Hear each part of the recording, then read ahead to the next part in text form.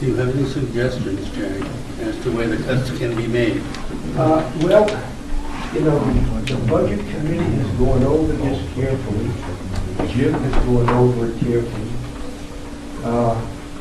There is a reason why we have a budget committee.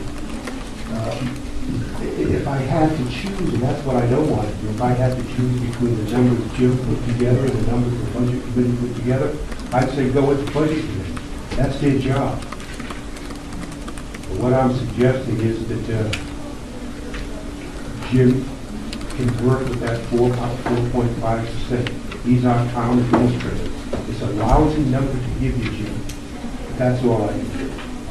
You know, Jay, Jim has our budget at 3.7%. So he is under the 4.5. And I don't want to interrupt you, Mr. Martin, but I'm patient. Okay. You know, we have listened as a council to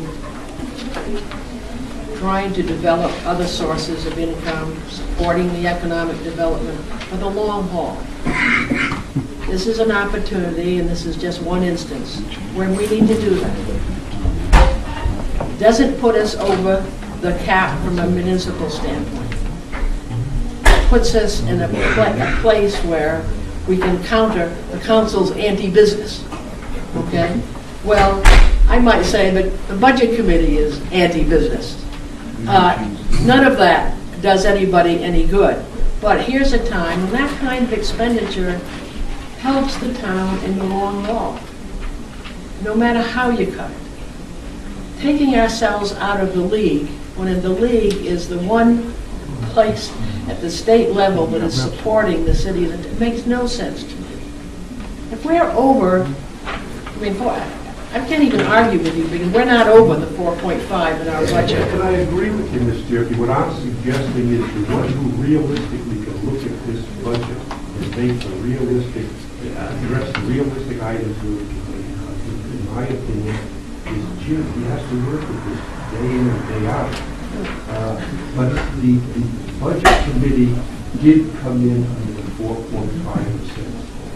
I understand. That's the cap for this year. Right, by cutting the school department forward. One, the school department will come in with their own budget. I'm sure they're trying to get under what they are trying to do, either reopening all our contracts, etc.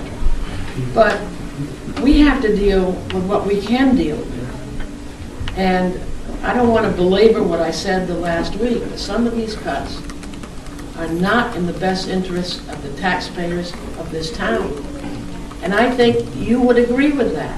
If you go through this line by line and you take a look at the budget committee recommendations, and I have no criticism, remember, they were under pressure to come in with a 4.5%. And everybody was saying in the letters to the editor, oh, they can bring this in at 4.5%. Well, they could do so only by suggesting drastic cuts.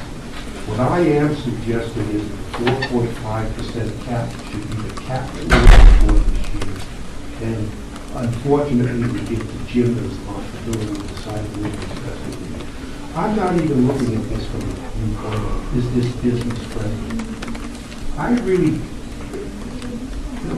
I know it sounds like an old record, but there have to be people in this town that can't keep up with these increases. We have to be losing the population. I don't know how much longer you can continue to ask people who are living essentially perhaps on a modest pension and social security that are lucky to get a 2% increase when they get a year. And you know what? I think we have to look at our hardship ordinance itself and deal with that as an issue. So that we are not, there are certainly people in that category. And let's deal with that category of folks. So that, but I don't know how we can say to Jim, you control what the school appropriation is going to be when he has submitted a budget that, quite frankly, is under 3.3% overall. Yeah. So 3.3 if you subtract the debt service. No. Capital improvement? Right, but if you take 63,000 out of that, it brings it down to 3.3% overall increase. What's the capital? The 17,344,979 is 3.7. Taking out the 63, then that's 3.2. I'm looking for an explanation. I asked this question before, and I'm going to ask it again. Hopefully somebody can explain it to me and explain what would happen. Why, and this paper came from the Budget Committee, I don't know which place I should be addressing this, but it says, from other sources including state and federal aid. Why are we even talking about that number? We have no control over that number. That shouldn't even be part of the docket, in my opinion. It should not be part of a conversation.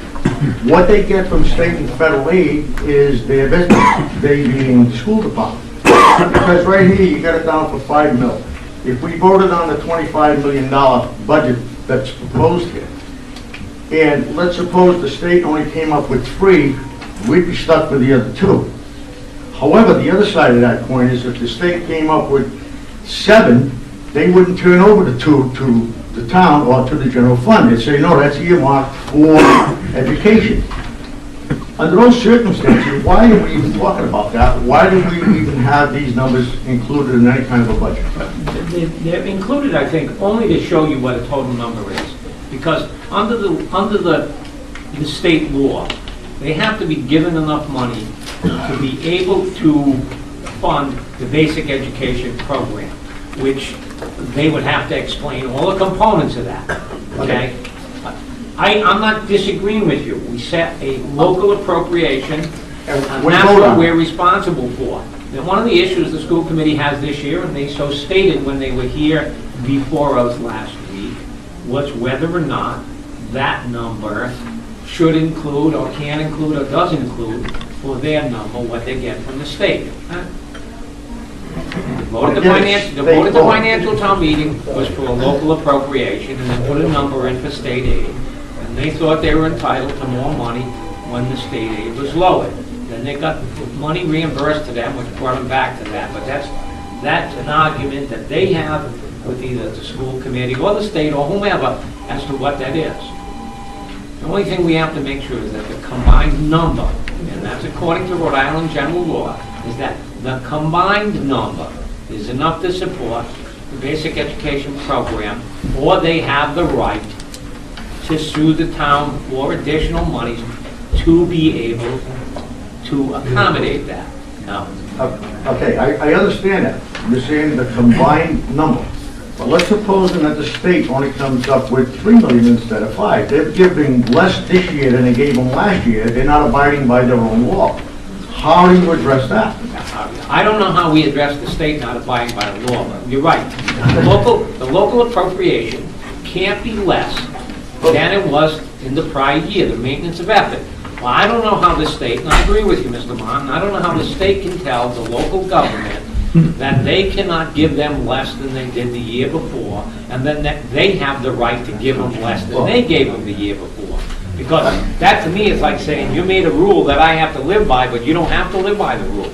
And then again, they gave it to us. They're the ones who waived the motor vehicle tax several years ago. We're going to eliminate it. They reimbursed us for our loss, and then when they hit hard times, they say all bets are off. So, I mean... But I think, Don, if we vote on the local appropriation and the state does not come through with their end of the bargain, then the school committee should be going after the state, not the town and the local people. And that may be something that comes up, but that's not what we're sitting here talking about tonight. We're talking about the municipal side of the budget. And that argument the school committee has with either the budget committee, the financial town meeting, or the state, you know, it's not what we're here to discuss or talk about. That's an issue, that's a separate issue. We have our issues here with our budget that we're trying to come in with so that we can continue to move the town forward in a manner to generate some money so that we can alleviate property tax. And I think that's what Ms. Durfee's talking about when she's talking about the business climate.